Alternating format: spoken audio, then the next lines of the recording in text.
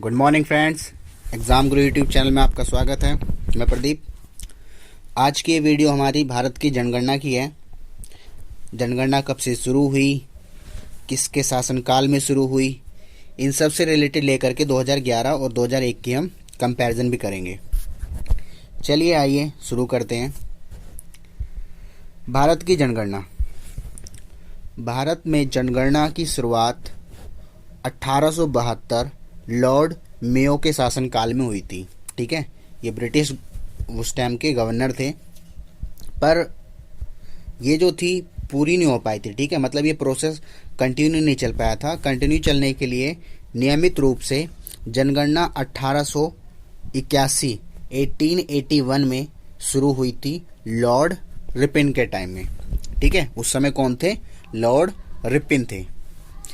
इनके शासनकाल में शुरू हुई थी और जब से वाइसराय थे, ठीक है, ये दोनों वाइसराय थे, जब से हर 10 साल बाद जनगणना भारत में होती है। ठीक है, विश्व में सर्वप्रथम जनगणना करने वाले का श्रेय स्वीडन को जाता है 1749 में। ठीक है, 1749 में। और उसके बाद अमेरिका यूएसए में इसमें हुआ था 1790। ठीक है, अमेरिका में। और यहाँ पर जो उनका संविधान बना था अमेरिका में, कॉन्स्टिट्यूशन, वो बना था 1789 में। ठीक है, उसके बाद फिर वहाँ पे अगले साल ही जनगणना कराई गई थी। चलिए आइए आगे करते हैं। आगे, भारत में जनगणना संगठन ही जनगणना के आंकड़े प्रस्तुत करता है। इसका मुख्य अधिकारी महापंजीयक एवं जनगणना आयुक्त होता है। ठीक है, जनगणना आयुक्त जो होते हैं अधिकारी होते हैं और उन्हीं के अंतर्गत ही जनगणना कराई जाती है भारत में। अब बात करें, वर्ष 2011 में ये 15वीं जनगणना हुई थी, परंतु स्वतंत्रता के बाद ये 7th है। ठीक है, यानी कि अगर हम बात करें 1872 से, वो तो हमारी जो संपूर्ण नहीं हो पाई थी, यानी कि प्रोसेस में नहीं चल पाई पूरी, पर 1881 से 1872 में पहली बार हुई थी लॉर्ड मेयो के टाइम पे।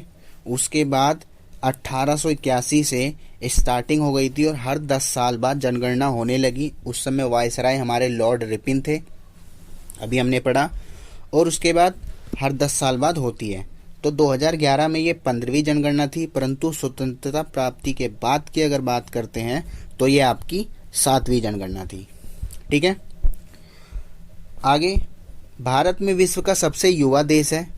ठीक है, भारत की बात करें तो भारत के अंदर सबसे ज़्यादा मात्रा में युवा पाए जाते हैं, यानी कि सबसे अधिक भारत के अंदर युवा हैं। वर्ष 2020 में भारतीय युवाओं की औसत आयु 29 वर्ष थी। ठीक है, भारतीय संविधान की धारा 246 के अनुसार देश की जनगणना कराने का दायित्व संघ सरकार को दिया गया है। ठीक है, जो सूचियां हमने पढ़ी थी, 3 सूचियां होती है, संघ सूची, समवर्ती सूची और राज्य सूची। ठीक है, तो ये संघ सूची का कार्य है। यह संविधान की 7वीं अनुसूची में वर्णित है। प्रत्येक 10 वर्ष बाद जनगणना कराई जाएगी। ठीक है, ये कौन सी सूची में है? हमारी 7वीं सूची में संविधान के नियत करी गई है। ठीक है, मैंने सूची के अनुसूचियों के ऊपर भी और भाग के ऊपर भी वीडियो बनाऊंगा, उसे भी आप देख सकते हैं। चलिए ठीक है फ्रेंड, आते हैं अब डाटा के संख्याओं पे आते हैं हम। डाटा पे 2011 के डाटा क्या है? कुल जनसंख्या भारत की 121 करोड़ लगभग। ठीक है, राउंड फिगर में करेंगे, वरना 121 करोड़ 5,69,573 लोग भारत के अंदर थे 2011 में।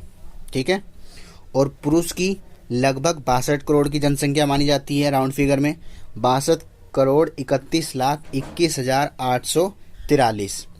स्त्रियों की बात करेंगे तो 58 करोड़ आती है, 58 करोड़ 74,47,730। और जब हम बात करते हैं 10 के वृद्धि दर की, तो 10 के वृद्धि दर जो थी वो 17.70 थी, यानी कि 2001 से लेकर के 2011 में 17.70% लोग जो थे उनकी जनसंख्या में वृद्धि हुई है। ठीक है, ये जनसंख्या वृद्धि दर है।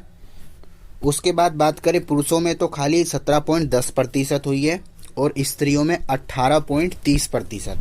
यानी 2001 से 2011 में स्त्रियों की जनसंख्या तेजी से बढ़ी है। ठीक है, कंपैरिजन पुरुषों के। अच्छा, मैं एक बात और बता दूं कि अब तक की जितनी भी जनगणना हुई है उन सभी में जनसंख्या वृद्धि दर हुई है, बढ़ी है। परंतु जो 1921 में जनगणना हुई थी उसके अंदर जनसंख्या वृद्धि नहीं हुई थी बल्कि जनसंख्या में कमी पाई गई थी।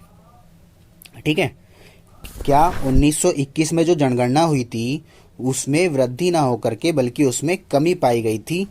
ठीक है, और लगभग 31% की कमी पाई गई थी। ठीक है, और एक कमी पाए जाने का कारण क्या था? इसका कारण था वर्ल्ड वॉर। ठीक है, आपको पता होगा कि वर्ल्ड वॉर हुआ था कब। वर्ल्ड वॉर की अगर हम बात करते हैं तो वर्ल्ड वॉर हुआ था 1914 से लेकर के 1918 तक। ये पहला वर्ल्ड वॉर चला था जिसके अंतर्गत बहुत सारे सिपाही सैनिक जो थे वो मारे गए थे। इसी वजह से जो 1921 में जनगणना हुई थी उसके अंदर वृद्धि ना होकर के बल्कि कमी पाई गई थी। ठीक है, आपका एक क्वेश्चन ये भी बन जाता है कि भारत में कौन सी ऐसी जनगणना है जिसमें जनसंख्या में वृद्धि ना हुई बल्कि कमी पाई गई थी, तो वो कौन सी थी? 1921 में। ठीक है फ्रेंड, चलिए आगे आते हैं। अब बात करते हैं साक्षरता दर की। साक्षरता दर में अगर बात करते हैं तो 73% साक्षरता दर है। साक्षरता दर का मतलब होता है पढ़े लिखों की संख्या। ठीक है, लिटरेसी रेट कि कितने प्रतिशत लोग पढ़े हुए हैं, तो 100 में से 73% लोग जो हैं वो शिक्षित हैं। अब इनमें अगर कंपैरिजन करें पुरुष और स्त्रियों में तो 80.9% यानी 80.9% पुरुष पढ़े लिखे हैं और 64.6% स्त्रियां। इसका मतलब अगर 100 पुरुष हैं तो 100 में से 80.9 पुरुष ही पढ़े लिखे हैं। ठीक है, चलिए अगर हम इसको 1000 में कन्वर्ट करेंगे तो 1000 में से कितने? 809 पुरुष पढ़े लिखे हैं यानी कि लिटरेट हैं। ठीक है, चलिए आगे आते हैं। औसत वार्षिक वृद्धि दर। औसत वार्षिक वृद्धि दर यानी हर वर्ष कितनी वृद्धि हुई है? लगभग 1.64% की वृद्धि हुई है। ठीक है, और जनसंख्या आयु 6 वर्ष तक। ठीक है, 1 माह से लेकर के 6 वर्ष तक की कितनी वृद्धि हुई है? 13.60% और पुरुषों की 13.80 और स्त्रियों की 13.40 यानी 13.40%। ठीक है, चलिए आगे आते हैं। जनसंख्या घनत्व। जनसंख्या घनत्व क्या रहा 2011 का? 382 प्रति वर्ग किलोमीटर। जनसंख्या घनत्व का मतलब होता है 1 किलोमीटर में, ठीक है, 1 किलोमीटर के क्षेत्र में कितने लोग सरवाइव कर रहे हैं, कितने लोग वहां पर रह रहे हैं।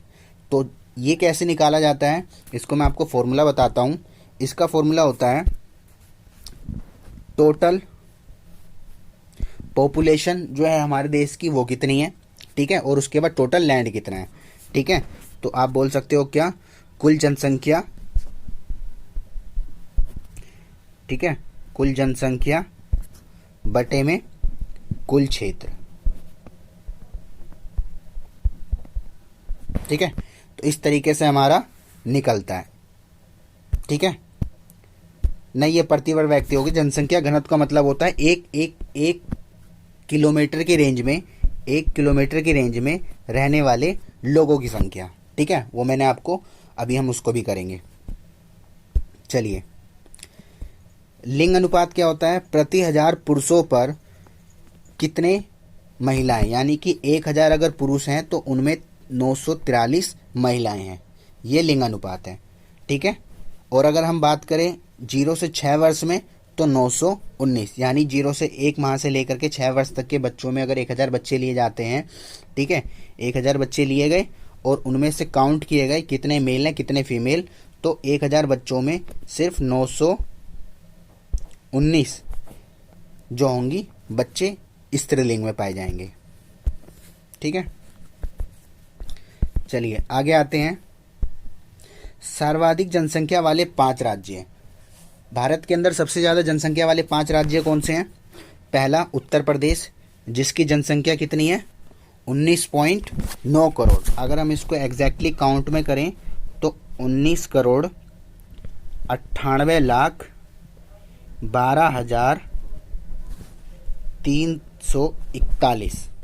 ठीक है, 19,98,12,341 ये जनसंख्या उत्तर प्रदेश की है, जो कि सबसे ज़्यादा है भारत के प्रत्येक राज्यों में।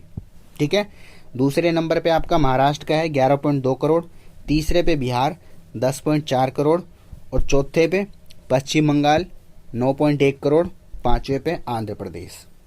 ठीक है, 8.4 करोड़ के साथ। अब बात करें सर्वाधिक 10 के वृद्धि में 5 राज्य, यानी जिनमें 10 सालों में सबसे ज़्यादा तेज़ी से सबसे ज़्यादा वृद्धि हुई है जनसंख्या की।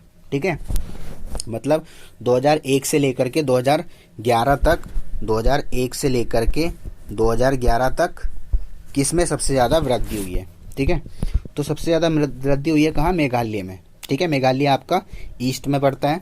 ठीक है, पूर्व साइड, पूर्वी क्षेत्र है ये। चलो, सबसे ज़्यादा मेघालय में हुई है कितनी? 27.95%। उसके बाद आपका है अरुणाचल प्रदेश 26.03%, फिर आपका बिहार 25.42%, फिर आपका जम्मू कश्मीर 23.64%, फिर आपका लास्ट में मिजोरम 23.48%। ये 5 ऐसे राज्य हैं जिनमें सबसे तेज़ी से जनसंख्या वृद्धि हुई है। ठीक है, अब जनसंख्या घनत्व वाले राज्य की बात करें। घनत्व मतलब मैंने बता दिया आपको, अभी मैंने प्रति व्यक्ति निकाला था। ये क्या था आपका? देखो कि 1 किलोमीटर में कितने व्यक्ति निवास करते हैं। ठीक है, किलोमीटर वाइज आप निकाल सकते हो। चलिए कैसे? पहला, बिहार 1 किलोमीटर में 1106 लोग रहते हैं, यानी कि बहुत ज़्यादा कंजेस्टेड हो गया, घनत्व इनका बहुत ही ज़्यादा है। ठीक है, फिर पश्चिम बंगाल में 1028, केरल में 860, उत्तर प्रदेश में 829 और हरियाणा में 573। अब आप बोलोगे हरियाणा में इतना कम क्यों है? हरियाणा में इतना कम होने का कारण क्या है? हरियाणा की जो लैंड एरिया है ना, यानी कि जो ज़मीन है वो ज़्यादा है। ठीक है, और लोग वहाँ पर कम है। इसका मतलब जब हमारे पास लैंड ज़्यादा होता है और पॉपुलेशन कम होती है तो आपकी डेंसिटी कम आती है। ठीक है, चलिए मैं उदाहरण के तौर पे समझाता हूँ। जैसे मान लो एक 100 गज का कोई प्लॉट है। ठीक है, अब इसमें क्या है, ये हम फैमिली वाइज निकालते हैं। 100 गज का प्लॉट है, इसके अंदर हम क्या है 5 लोग रहते हैं।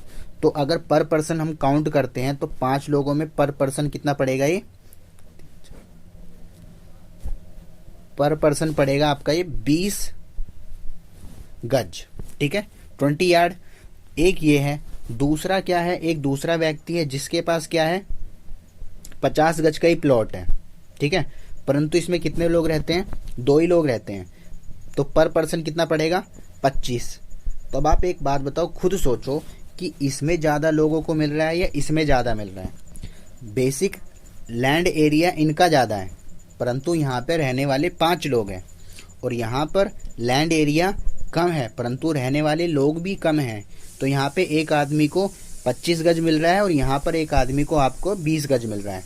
ठीक है, तो इसका मतलब क्या हुआ कि इसका मतलब जो आपका ये वाला है इसकी डेंसिटी कम है और इसकी डेंसिटी घनत्व ज़्यादा है, क्योंकि यहाँ पे लोगों को सिर्फ 20 ही यार्ड मिल रहा है और यहाँ पर 25 यार्ड मिल रहा है, 25 गज मिल रहा है। ठीक है, तो यही तो हम कैसे पता लगाते हैं कि जहाँ पर जनसंख्या ज़्यादा हो और लैंड एरिया कम हो वो बहुत ही ज़्यादा डेंसिटी वाला एरिया होता है। तो आई होप आपको समझ में आ गया होगा डेंसिटी का मतलब क्या होता है, घनत्व का मतलब क्या होता है। चलिए आइए हम आगे करते हैं। अगला आपका दे रखा है न्यूनतम जनसंख्या वाले राज्य। यानी कि सबसे कम जनसंख्या जिन स्टेट्स की है उनकी बात करेंगे हम, उसके बाद यूनियन टेरिटरीज की भी करेंगे। तो सबसे कम जनसंख्या वाले राज्य हैं आपका सिक्किम, जिसकी जनसंख्या सिर्फ 6.10 लाख है। ठीक है। उसके बाद फिर मिजोरम, जिसकी जनसंख्या 10.9 लाख है। फिर आपका आ जाता है अरुणाचल प्रदेश, जिसकी जनसंख्या कितनी है, 13.8 लाख। फिर आपका आता है गोवा 14.5 लाख, और फिर नागालैंड 19.7 लाख। ठीक है। तो ये वो 5 राज्य हैं जिनकी जनसंख्या बहुत ही कम है। सोचो आप, यूपी 20 करोड़ के लगभग है और यहाँ पर सिर्फ लाखों में है, तो है ना बहुत कम। चलिए, न्यूनतम 10 के वृद्धि वाले राज्य हैं, यानी कि 2001 से लेकर के 2011 तक में सबसे कम वृद्धि कौन से राज्य में हुई है। दैट मीन कौन सा ऐसा स्टेट है जिसकी जनसंख्या बहुत ही कम वृद्धि हुई है। आइए, तो सबसे पहला कौन सा है, नागालैंड। नागालैंड में 50% के पास वृद्धि हुई है। सॉरी, यहाँ वृद्धि नहीं बल्कि कमी हुई है। ठीक है, नेगेटिव में आपको देखो 0.5% 8 की रेट से कमी हुई है। केरल में 4.9%, गोवा में 8.23%, आंध्र प्रदेश में 10.2 और मणिपुर में 12.5%। ठीक है। तो ये आपके 5 ऐसे राज्य हैं जिनमें बहुत ही कम जनसंख्या में वृद्धि हुई है। अगला है आपका न्यूनतम जनसंख्या घनत्व वाले राज्य, जिनकी सबसे कम न्यूनतम घनत्व है, यानी कि डेंसिटी बहुत ही कम है, जहाँ पर जमीन ज़्यादा है पर लोग कम है। ठीक है। डेंसिटी का मतलब आप ये भी समझ सकते हो कि जहाँ का घनत्व कम होगा, इसका मतलब वहाँ पर बहुत ही कम लोग रहते हैं और ज़मीन ज़्यादा है, लैंड ज़्यादा है। तो सबसे पहले कौन सा है, अरुणाचल प्रदेश, यानी कि 17, यानी 1 किलोमीटर में सिर्फ 17 लोग रहते हैं। फिर मिजोरम, जिसमें यानी कि हमें ये पता लगता है कि अरुणाचल प्रदेश का लैंड एरिया ज़्यादा है, नंबर ऑफ पॉपुलेशन बहुत कम है। ठीक है फ्रेंड। मिजोरम 52, जम्मू कश्मीर 56, यानी कि 1 किलोमीटर में 56 लोग रहते हैं बस। सिक्किम 86 और मणिपुर 115। ठीक है। यानी कि इनका मतलब हो गया 1 किलोमीटर के एरिया में सिर्फ इतने लोगों की जनसंख्या ही सरवाइव करती है, इतने लोग ही वहाँ पर रहते हैं। ठीक है। पता लग गया आपको घनत्व का मतलब क्या होता है। ठीक है, इसमें डाउट मत रखना। चलिए आइए अगले पे चलते हैं। आगे आते हैं साक्षर राज्य। ठीक है, साक्षर मतलब शिक्षित, पढ़े लिखों की जनसंख्या में सबसे कम की बात चल रही है, न्यूनतम की। तो न्यूनतम में आते हैं। न्यूनतम में आपको पता होगा सबसे कम जनसंख्या पढ़े लिखों की बिहार में है, 61.8%, 80% लोग वहाँ पर पढ़े लिखे हैं। फिर आते हैं अरुणाचल प्रदेश में। ठीक है, अच्छा अरुणाचल प्रदेश आपको पता होगा, यहाँ पे सबसे पहले सूरज उगता है। फिर है राजस्थान में 66.11%, फिर झारखंड 66.41%, फिर आंध्र प्रदेश 67.02%, 67.02%। ठीक है, ये वो 5 राज्य हैं जहाँ पर सबसे कम जनसंख्या हैगी। आगे आते हैं सर्वाधिक महिला साक्षरता। ठीक है, सबसे ज़्यादा जनसंख्या कहाँ की है, शिक्षित में और महिलाओं की। तो केरल में सबसे ज़्यादा साक्षरता दर है 100%, मिजोरम में 86.72%, गोवा में 82.16%, त्रिपुरा में 78.98% और फिर हिमाचल प्रदेश में 93.51। ठीक है, तो ये परसेंट है आपके जो सबसे ज़्यादा पढ़े लिखों के हैं। ठीक है, महिलाओं की। अब न्यूनतम साक्षरता दर यानी कि कम सबसे पढ़े लिखे लोग, महिलाओं की संख्या कौन से राज्य में है, तो देखिए बिहार में महिलाएं सबसे कम पढ़ी लिखी हैं 46.40%, और सबसे ज़्यादा कहाँ पढ़े थे, केरल में। अभी हमने ऊपर ही पढ़ा है, देखिए। ठीक है, केरल 100% महिलाएं वहाँ पे पढ़ी लिखी हैं। फिर है आपका राजस्थान 47.76%, फिर जम्मू कश्मीर, फिर उत्तर प्रदेश और उसके बाद झारखंड ये 5 राज्य हैं जिनमें सबसे कम महिलाओं की साक्षरता दर है, यानी लिटरेसी रेट है। ठीक है, चलिए आगे आते हैं।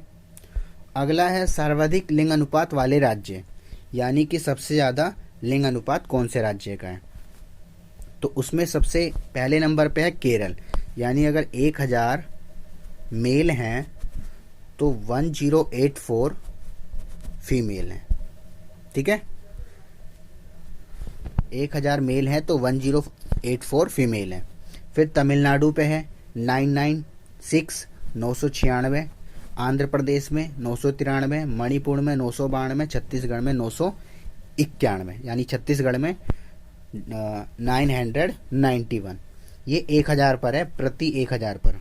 ठीक है, फिर आते हैं न्यूनतम लिंग अनुपात वाले राज्य। सबसे कम जनसंख्या न्यूनतम लिंग अनुपात है आपका हरियाणा में। ठीक है, सेक्सुअल रेशो यहाँ पर 1000 पुरुष हैं तो महिलाएं सिर्फ 879 है। ठीक है, 879। जम्मू कश्मीर की है फिर 889, फिर सिक्किम 890, फिर पंजाब 895 और उत्तर प्रदेश 912। ठीक है, तो ये लिंग अनुपात है जो कि सबसे कम उन 5 राज्यों का है जहाँ पर सबसे कम मात्रा में स्त्रियों की संख्या है। ठीक है, चलिए आगे आते हैं। सर्वाधिक साक्षरता दर। ठीक है, सर्वाधिक साक्षरता दर। अच्छा, अगर हम लिंग अनुपात भारत की बात करें तो ऑल ओवर भारत की जो है ना, ऑल ओवर भारत की 743 है, सॉरी 943 ऑल ओवर भारत की है। ठीक है, लिंग अनुपात। चलिए आगे आता है सर्वाधिक साक्षरता राज्य। साक्षर राज्य, सबसे ज़्यादा पढ़े लिखे लोगों की जनसंख्या कहाँ पर है। केरल में 94%, 94% लोग पढ़े लिखे हैं।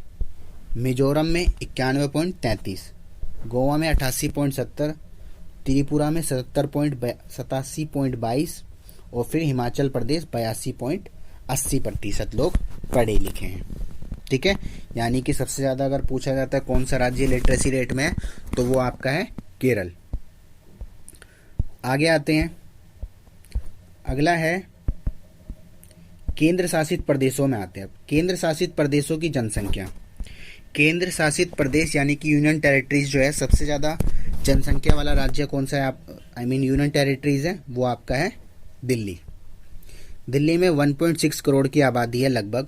ठीक है, जो कि 2 करोड़ के आसपास है। अब आगे बात करें, पुदुचेरी में 12 लाख हैं सिर्फ, चंडीगढ़ में 10.5 लाख और आपका अंडमान निकोबार में 3.80 लाख, दादर एंड नागर हवेली में 3.43 लाख और दमन एंड दीप में 2.43 लाख और लक्षद्वीप में 64,000 सिर्फ। ठीक है, ये आपका है। अब तो खैर जम्मू कश्मीर भी आपका राज्यों से हटके इन्हीं में आ गया है। ठीक है, केंद्र शासित प्रदेशों के जनघनत्व क्या है, यानी कि जनघनत्व दिल्ली की 11,320 लोग डेंसिटी, चंडीगढ़ की 92 9,258 और पुदुचेरी की 2,547, दमन एंड दीप की 2,191 और लक्षद्वीप की 2,049 और आपका दादर एंड नागर हवेली की 700, अंडमान निकोबार की 46। ठीक है, ये आपकी क्या दे रखी है, केंद्र शासित प्रदेशों का जनघनत्व। ठीक है, आगे आते हैं केंद्र शासित प्रदेश का लिंग अनुपात। तो पुदुचेरी जो है वहाँ पर अगर 1000 पुरुष है तो महिलाओं की संख्या कितनी है, 1037, यानी कि महिलाओं की संख्या यहाँ पे भी ज़्यादा है। उसके बाद लक्षद्वीप की बात करें तो यहाँ पे 946, अंडमान निकोबार में 876, दिल्ली की 868, चंडीगढ़ 818, दादर एंड नागर हवेली 774 और दमन एंड दीप में सबसे कम 618। ठीक है, प्रति 1000 पर। केंद्र शासित प्रदेशों की साक्षरता दर क्या है, सबसे ज़्यादा साक्षरता दर है आपकी लक्षद्वीप की 91.85%, फिर दमन एंड दीप की 87.10%, फिर अंडमान निकोबार की 86.63%, दिल्ली की आपकी है 86.21%। चंडीगढ़ की थोड़ी सी ही कम है इस दिल्ली से 86.05%। और उसके बाद फिर आपका आता है पुदुचेरी, वो आपका है 85.85%। दादर एंड नगर हवेली में क्या है 76.24%, सबसे कम literacy rate in union territories. ठीक है, यानी कि आपका जो केंद्र शासित प्रदेश है उसमें सबसे कम।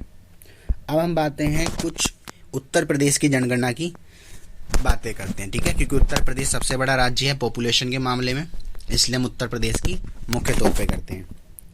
तो उत्तर प्रदेश की कुल जनसंख्या जो है ना क्या है 19,98,12,341। ये मैं आपको पहले ही लिखवा चुका हूँ। ठीक है, आगे कुल पुरुषों की संख्या कितनी है 10,44,80,510। और महिलाओं की संख्या, दोनों को माइनस कर दो, इन दोनों को आपस में अपने आप ही निकल के आ जाएगी। फिर भी बता देता हूँ 9,53,31,831। देश की जनसंख्या में प्रतिशत, यानी कि पूरे भारत में जो 100% लोग हैं उसमें से 16.50% तो सिर्फ और सिर्फ यूपी में है, यानी उत्तर प्रदेश में। राज्य का सर्वाधिक जनसंख्या वाला जिला कौन सा है, सबसे ज़्यादा प्रयागराज। ठीक है, जो पहले इलाहाबाद था परंतु अब प्रयागराज है। सबसे ज़्यादा आपका जनसंख्या वाला राज्य है। और सबसे कम जनसंख्या वाला महोबा। ठीक है, 10 के वृद्धि दर बात करें 2001 से लेकर के 2011 के दौरान इसमें 20.23% वृद्धि हुई है, 20.23%। 10 के वृद्धि दर में राज्य का स्थान कौन सा है यूपी का 14वां स्टेट है। ठीक है, क्योंकि मिजोरम में भी बहुत तेजी से हुई थी, पहले ही पढ़ चुके हैं हम। सर्वाधिक 10 के वृद्धि दर वाला जिला कौन सा है, गौतम बुद्ध नगर। सबसे ज़्यादा तेजी से इसमें 10 के वृद्धि दर हुई है, यानी पिछले 10 सालों में वृद्धि। और सबसे कम किस में हुई है, कानपुर जिले में। ठीक है, चलिए अगला आता है जन घनत्व की बात करते हैं। जनसंख्या घनत्व के मामले में राज्य का कुल जनसंख्या घनत्व कितना है 839। आपको मैंने पहले ही बताया था, सॉरी 829। ठीक है, 829 है ये। सर्वाधिक जनसंख्या घनत्व वाला जिला कौन सा है, गाजियाबाद, यानी कि सबसे ज़्यादा पॉपुलेशन यहाँ पे है और लैंड एरिया कम है। सबसे कम जनसंख्या वाला जिला ललितपुर। इसका मतलब ये निकलता है कि यहाँ पे according to land number of population बहुत ही कम है। चलिए ठीक है, आगे आते हैं लिंग अनुपात। लिंग अनुपात की बात करें तो लिंग अनुपात में राज्य का कुल लिंग अनुपात 912 है। मैंने आपको बताया था भारत का कितना है 943। अगर आपको ये वीडियो पसंद आ रही है तो इसे लाइक करें और सब्सक्राइब करें जो नए यूजर्स हैं, और जितना हो सके उतना शेयर करें। चलिए आगे आते हैं। सर्वाधिक लिंग अनुपात वाला जिला कौन सा है, जौनपुर, उत्तर प्रदेश का। और सबसे कम लिंग अनुपात वाला गौतम बुद्ध नगर। चलिए आइए आगे आते हैं। साक्षरता दर, अगर हम लिटरेसी रेट की बात करते हैं तो कुल राज्य की साक्षरता 67.68% है। और सर्वाधिक साक्षर लोग जो सबसे ज़्यादा पढ़े लिखे लोग जो हैं उत्तर प्रदेश में कौन से ज़िले में, गौतम बुद्ध नगर में। और सबसे कम, ठीक है, श्रावस्ती नगर में। ठीक है, श्रावस्ती नगर जो ज़िला है आपका सबसे कम, उसमें लोगों की पढ़े लिखों की संख्या है। अगर कुल महिला साक्षरता दर की बात करें तो 57.18% महिलाएं जो हैं यूपी में पढ़ी हैं। बाकी की जो आपकी 42.82% जो बची हैं वो आपकी इलिटरेट है। चलिए, यानी कि अनपढ़ है वो। कुल पुरुष साक्षरता 77.28%। अगर आपसे पूछ ले कितने नहीं पढ़े लिखे लोग हैं तो इसे 100 में से आप माइनस कर लेंगे। सर्वाधिक महिला साक्षरता वाला जिला कौन सा है जिसमें सबसे ज़्यादा सिर्फ महिलाएं शिक्षित हैं, वो आपका है कानपुर। कानपुर में सबसे ज़्यादा महिलाएं शिक्षित हैं। और श्रावस्ती में आपका सबसे कम महिलाएं शिक्षित हैं। और पुरुष शिक्षित जिसमें सबसे ज़्यादा है गौतम बुद्ध नगर है। और सबसे कम पुरुष जो शिक्षित है वो भी श्रीवास्तीपुर में है। ठीक है फ्रेंड, चलिए अब ये आपको दे रखी है लिस्ट, भारत की कुल जनसंख्या राज्यों में केंद्र शासित प्रदेश का हिस्सा, यानी कि जो भारत के टोटल 28 राज्य हैं, पहले 29 तब 28 हैं, उनमें कितने ऐसे राज्य हैं जिनका प्रतिशत टोटल पॉपुलेशन में। तो देखिए, अगर हम बात करें उत्तर प्रदेश की, उत्तर प्रदेश पे एक सेकेंड रुकिए। देखिए, उत्तर प्रदेश में आपका कितने प्रतिशत लोग पढ़े लिखे हैं? 16.5, सॉरी पढ़े लिखे की बात करो, पॉपुलेशन है 16.5% टोटल एरिया का, टोटल भारत की जितनी भी जनसंख्या है उनका हिस्सा भारत के पास है, यूपी के पास। अर्थात उत्तर प्रदेश में 100 में से 16.5% लोग यूपी में निवास करते हैं। ठीक है, यानी कि सबसे ज़्यादा जनसंख्या उत्तर प्रदेश की है, फिर आपका कौन सा है? महाराष्ट्र, फिर आपका बिहार, फिर पश्चिम बंगाल, फिर आंध्र प्रदेश, फिर मध्य प्रदेश, तमिलनाडु, राजस्थान, इस तरीके से इन सब का दे रखा है। ठीक है, तो आप इन्हें देख लेंगे। ये सिर्फ आपको पता करने के लिए, अगर आपको किसी एक पर्टिकुलर स्टेट का पता करना है कि जम्मू कश्मीर में कितना है, या आपका दिल्ली में कितना है, हरियाणा में, छत्तीसगढ़ में, पंजाब, असम, झारखंड, केरल, तो इन्होंने इतनी पॉपुलेशन को कवर कर रखा है। ठीक है, चलिए अब ये आपको इसमें कंपैरिजन है कि 2001 से लेकर के 2011 में कितनी वृद्धि हुई, कितनी कमी हुई। ठीक है, अगर हम 2001 की पॉपुलेशन की बात करें तो लगभग 1.2 करोड़ पॉपुलेशन थी, जो कि अब 1.21 करोड़ है। ठीक है, जो पहले 1.02 करोड़ थी, यानी 102 करोड़ कह सकते हैं, 102 करोड़ थी, अब वो 121 करोड़ है। ठीक है, ये करोड़ों में हो जाएगी, अरब में बोलोगे तो 1.02 अरब, और अब 1.2 अरब, कि आपके एग्जाम में अरब में पूछे, करोड़ में पूछे, किसी में भी पूछ सकता है। ठीक है फ्रेंड, चलिए आगे बात करें पुरुषों की, तो देखिए 51%, 51.73 था पुरुषों की जनसंख्या। ठीक है, जो कितनी थी? 53,22,23,090, जो कि अब 53 से बढ़ के कितनी हो गई है? 62 करोड़। ठीक है, तो ये आपका कंपैरिजन दे रखा है 2011 से लेकर के 2001 से लेकर के 2011 का। ठीक है फ्रेंड, तो ये आप देख सकते हो, आपको समझ में आ रहा होगा। चलिए, आई होप आपको वीडियो पसंद आई होगी। आपने पूरा ये इसका स्क्रीनशॉट ले लो और आप इसे पढ़ लेंगे, पीछे हम पढ़ा चुके हैं। ठीक है, देखिए जैसे अगर हम बात करें लिंग अनुपात की मेनली, तो लिंग अनुपात 933 था 2001 में, जो बढ़ करके 943 हो गया, यानी कि 10 बढ़ गए हैं। ठीक है, साक्षरता दर 64% थी और अब 73 हो गया। ठीक है, जन घनत्व 324 लोग रहते थे, अब 382 लोग उतने ही एरिया में रहते हैं। ठीक है, तो ये आपका टोटल हो गया। आई होप आपको वीडियो पसंद आएगी, अगर आए तो आप इसको लाइक करें, और जो नए यूजर्स हैं वो सब्सक्राइब करें, लाइक करना ना भूलें। ठीक है, और अगर आपको कुछ इम्प्रूवमेंट चाहिए या कुछ और कोई कमेंट करना हो तो आप कमेंट में लिख सकते हैं कि किस प्रकार का मुझे सुधार करना चाहिए, या कोई और कंटेंट अगर आपको पढ़ने हैं। आई होप आप इसे शेयर करेंगे, लाइक करेंगे।